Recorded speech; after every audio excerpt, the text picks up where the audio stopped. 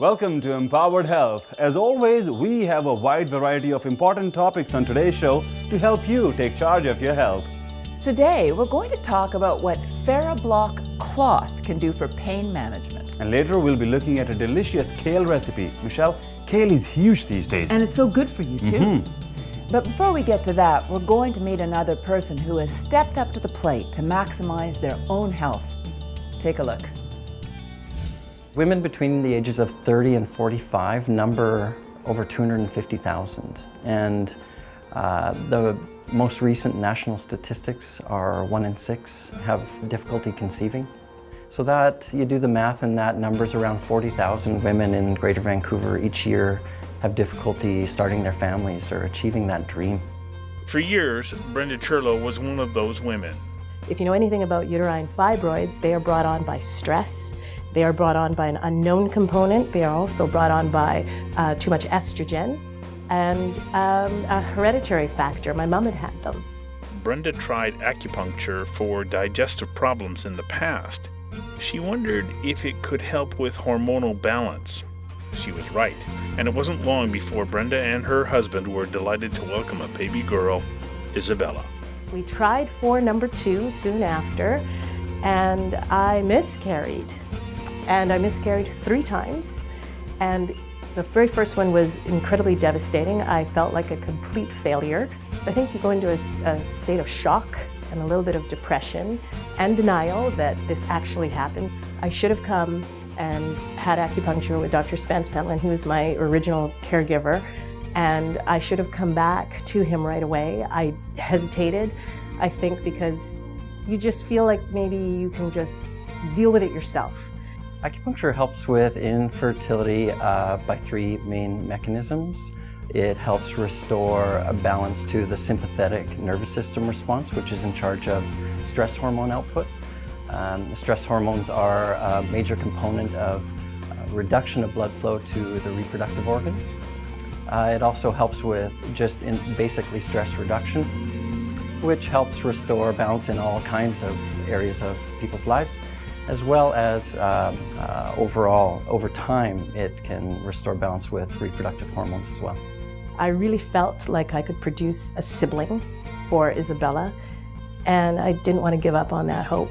I did miscarry a 3rd time, but I came back again, and we were pregnant, somewhere in between, and I did some acupuncture to assist with sustaining the pregnancy. Generally, the women I see, have been through a lot, so just coming in to soothe the emotional component of life and stress is big. It also can help with things like nausea and headaches and some of the other common ailments that come with the commencement of a pregnancy or the first trimester. Today, Brenda continues to receive acupuncture to help with her overall health and to maintain her energy, because as we all know, toddlers can run anyone into the ground. I have 2 kids now, so Isabella's 4.5 and Justin is 13 months. I feel good. I've done something for myself. I feel actually good.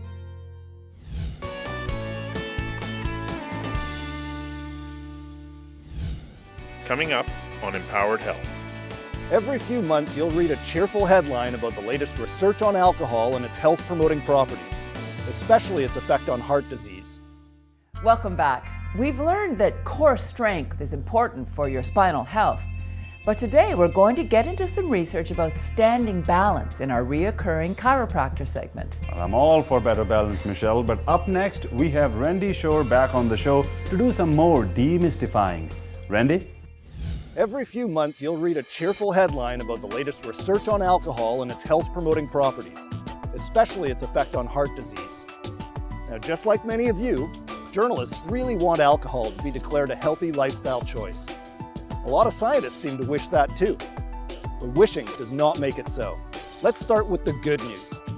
Alcohol consumption does appear to be associated with lower rates of heart disease. We've known this for more than 100 years. It used to be called the French paradox, where a high-fat diet washed down with wine appeared to result in low rates of heart disease. Enthusiastic scientists have been conducting lifestyle survey studies, trying to establish what levels of alcohol consumption confer the most benefit, relying on people to remember exactly what they drank and when, and then checking to see who died or had a heart attack. The most convincing evidence that alcohol might have a benefit actually comes from studies of the Mediterranean diet. Drinking a cup of red wine a day while maintaining a healthy lifestyle and eating a diet low in red meat but rich in olive oil, fish, fruit, and nuts appears to confer a measurable benefit. You can thank scientists in the wine-producing nation of Chile for some of the best results on that front. Let's remember though, scientists are experts at creating studies to detect very subtle benefits. If 100 people were to follow all the rules of the Mediterranean diet and wine consumption for 10 years, perhaps one would avoid a heart attack. And by the way, moderation means 1 drink a day or less, and you can't save them all up to drink on Friday night. If you do, you fall into the much more obvious category of people who are inflicting damage on themselves by drinking alcohol, what the medical community likes to call binge drinkers. You might be shocked to learn you could be deemed a binge drinker after just 4 or 5 drinks, depending on your age and your gender. The effects of binge drinking are much easier to discern than the health benefits. Liver damage, brain damage, the list goes on. There really aren't too many parts of your body that won't be damaged by excess alcohol consumption. Drinking to the point of intoxication increases your risk of stroke by 1,000%. Add to that an increased risk of sudden death and a whole variety of cardiac problems. Not to be a buzzkill, but drinking alcohol is unlikely to be your best path to a long life. Drink a glass of wine if you want. It won't kill you, but it isn't going to help you live longer. I'm Randy Shore for Empowered Health.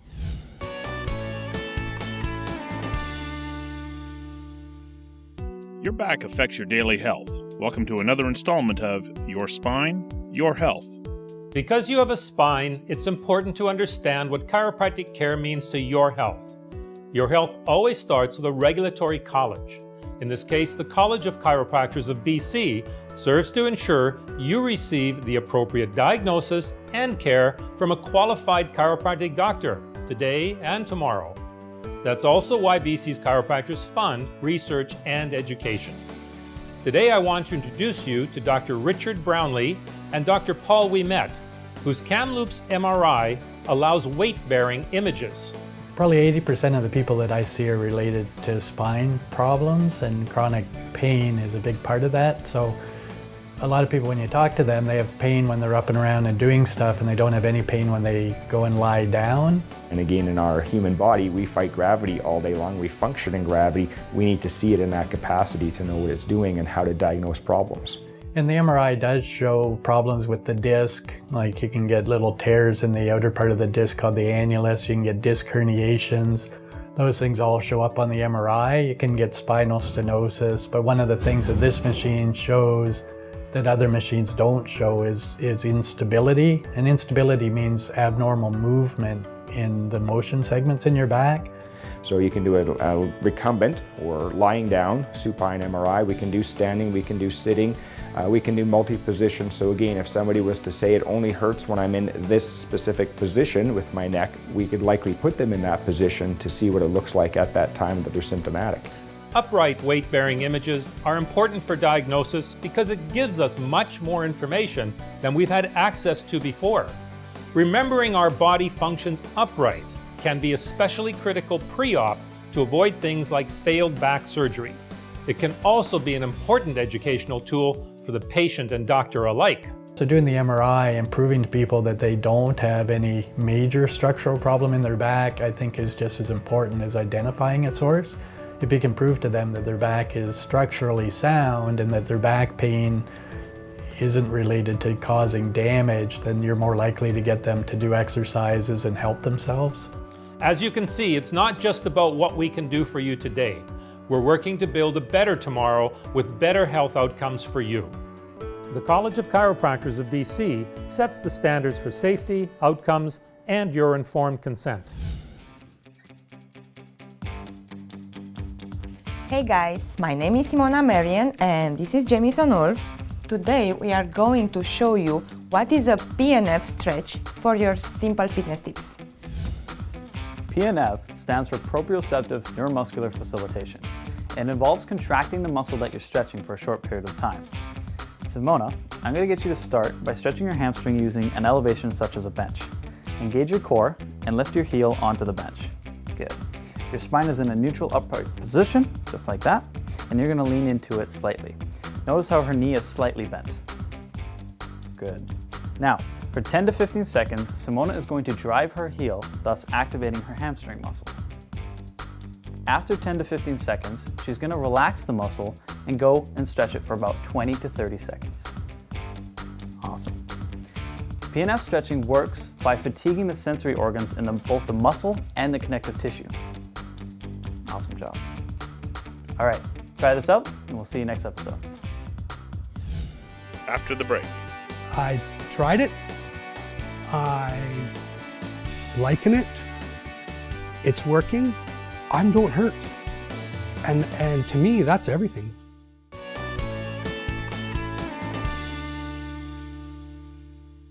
You're watching Empowered Health. We've talked about Ferroblock cloth on the show before, but next we're going to really get into some of the specifics about how to use it. That's something I really want to learn more about. A cloth for pain management? That's amazing. But before we learn more about that, let's see what's going on in eye health. Let's say you wake up one morning with a red eye. Your knee-jerk reaction is probably to go to your family doctor, and most likely you're going to walk out of that office with some antibiotic drops. Which is absolutely fine. If it's a bacterial issue, you've solved the problem with the drop. If they do come and see us instead, we can tell by looking at the eye if it's viral and they don't need an antibiotic, or if it's an antibiotic-related issue, or if it's something that requires a mild steroid, if it's a dry eye or if it's an allergic reaction. But here's the thing. Your family doctor is qualified to provide basic eye care, but that's about as far as it goes. The family doctor is a little bit limited in what tools they have to look inside your eyes. Plus they're dealing with having to have a broad knowledge of so many things. And so depending what the symptoms are, they're limited in the treatment or in the diagnosis that they can make if they don't have the equipment to see if it's a retina issue or if it's an eye pressure issue or what the case might be. And here's where you're vulnerable, especially if time is of the essence. Let's say your retina has been detached. Getting a timely diagnosis is absolutely critical. Let's look at the example of a patient who comes to his optometrist after seeing floaters. Because he's got floaters, we know what we're looking for. We know we're looking for a retinal tear, a retinal hole, retinal detachment. The family doctor knows that as well. However, we have the abilities and the tools to dilate the pupil, use our lenses and our microscope to look for a hole and tear now that the pupil is huge. And once we found his, we knew this was an emergency. With a retinal tear, often the main part of the eye, the optic nerve and macula, can be seen normally. But when it comes to a tear or detachment, the area of concern is the far periphery of the eye, and it needs to be attended to now. That's why heading to the optometrist first is so important. The process of a doctor referral can take several days depending on what that referral is for. A referral for floaters versus a referral for a retinal tear makes all the difference in the world. A tear can progress pretty fast and start to peel part of the retina, detach part of the retina away fairly fast. The more that the retina tears, the more you lose out of that peripheral vision, and the more it tears, the greater the loss in those corners of your vision. That's why an optometrist needs to be your first choice when it comes to the health of your eyes. I'm not into the witchcraft stuff or that. I'm willing to try anything, but I'm a bit of a skeptic. I'm white and black. There's not very much middle ground. In other words, Steve is a straight shooter. That's why hearing him say a piece of fabric was responsible for relief from excruciating pain is all the more incredible. The kind of pain that makes you shudder just hearing him describe what happened. I unclipped to come down, ladder came up from underneath me, and I dropped 20 feet. Grabbing the rigging, pulling my arm out of my shoulder, and then landing face first on the concrete floor. To say he was in a lot of pain is an understatement. Nothing like I've ever experienced, and I've had a lot of injuries and a lot of bangs and crashes, but no, that's the worst. I was a heap. I couldn't move. I was helpless. He was killing the pain by gobbling down 1,600 milligrams of ibuprofen. Over time, that's not a good strategy. His niece suggested he try a microfiber that blocks low-level electromagnetic fields, Ferroblock. Initially, he scoffed at the idea, but she draped a piece of it over his shoulder, and within an hour, he was feeling the effect. Within days, he was starting to sleep on the cloth, and the results were stunning. I don't know what happened, to be honest with you, but I tried it. I'm liking it. It's working. I have no explanation. I'm comfortable. I can get my arm above my head, which I couldn't do, haven't been able to do for years, and no ibuprofen. His chiropractor asked him if he was sure it was the fabric and suggested he try a few nights without it. Steve said that was a non-starter. Not only has it helped him with the pain, but what's more, he can finally get a good night's sleep. I don't hurt, and to me, that's everything. It's working for me. I'm painless now. Coming up on Empowered Health. We are making a fabulous kale salad today. Oh, fabulous kale, okay. Fabulous kale salad. This cooking and nutrition portion brought to you by Save On Foods. Registered holistic nutritionist Julia Alton is with us on the show today to share another amazing recipe. Julia, welcome to Empowered Health. Thank you for having me back.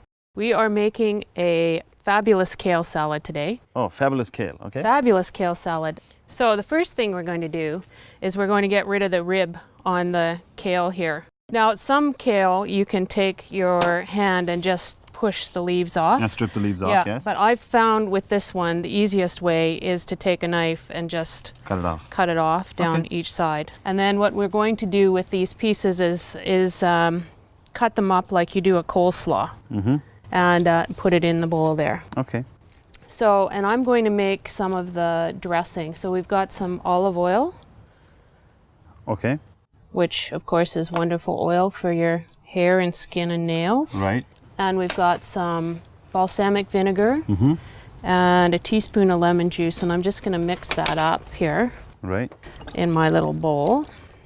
And another interesting part about when you're making a kale salad is kale can be fairly tough. Right. And you can put your dressing on this salad and put this salad in the fridge, and actually it gets better over the next couple of days because it softens the and it kale absorbs itself. the flavor of the dressing, okay. We're going to put the dressing on and let it sit. Okay. So this is already pre-cut? This is pre-cut, yeah. Because you knew that my speed would be bad. That I knew you would be way too slow to get it done. And I'm just going to mix this with my hands because that way you make sure that the leaves are covered with the dressing, and that will help to make it more tender. Right. Pine nuts go in. Now these roasted? Yes, I have toasted these in the oven before we got started here. Okay. And we've got some Parmesan cheese and currants. And then the zest of a lemon, which we have pre-zested. Just for the tangy flavor. For that tangy finish. And then we mix it up and we're ready to go. It's pretty simple actually. I mean, yeah, simple ingredients and quickly put together a nice healthy side salad. And it's as I say, it gets better with sitting for a bit. Right. So we're going to taste this right away, and it'll be delicious, but it becomes fabulous after it sits in the fridge for a day or two. Our fabulous kale salad is all plated. It's all ready to taste. Okay. Now remember that it actually tastes better when it's already sat for a few hours, but I'm sure this will be fantastic as well. Just as the name says, fabulous kale salad. It gets better with every day. Well, it is really fabulous, and thank you for being on the show, Julia, and sharing this recipe with us. Thank you. You can find out more about this recipe on our website and keep watching Empowered Health.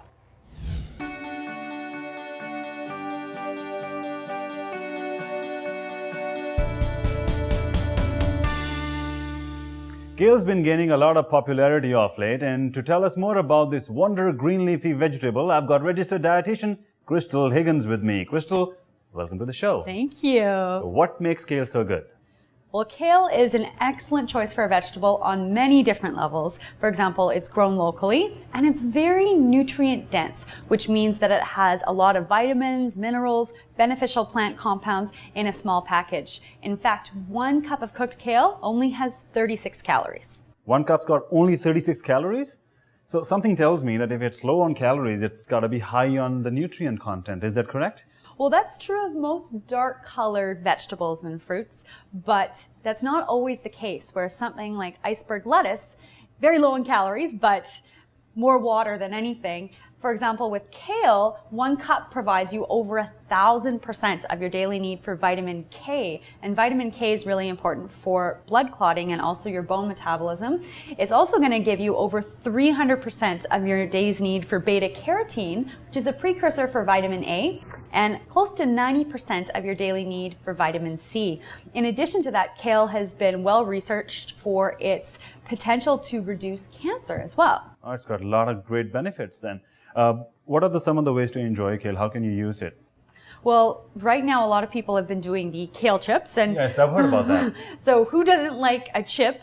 Appealing not only to adults but also to children as well. But there's lots of different ways that we can incorporate kale into our diets. Things like soup, baking a quiche, and this summer, try making a kale salad. But the real key here is to make sure you give your kale a bit of a massage. Give the kale a massage? Yes. Like put it on your palm and massage it? Well, it's not a pet, it's more of a massage. So you want to really get in there with some olive oil or coconut oil. And what's the benefit of that? Well, the benefit of that is actually making the texture very silky, very smooth, very, very tasty, while reducing some of the bitter undertones that you get with just doing a raw kale. Plus you're getting some healthy fats that will help absorb some of those fat-soluble vitamins in there. Right. What if somebody does not prefer kale? What are the alternatives for them? Well, if somebody doesn't like kale, it is part of the cruciferous vegetable family, so other things in that category include broccoli, cauliflower, cabbage, Brussels sprouts, or any other dark green vegetable will be a good replacement. So something like Swiss chard or spinach. Well, Crystal, thank you for taking the time to talk to us and telling us about kale. We'll see you again. See you soon. Well, that's all for this episode of Empowered Health. I, for one, am so happy I'm getting more familiar with kale. It's one of my new favorite veggies. Yeah, I love it too. Stay tuned next week for more information that will help empower your health. And be sure to follow us on Twitter for news and updates in the meantime. We'll see you again. Bye for now.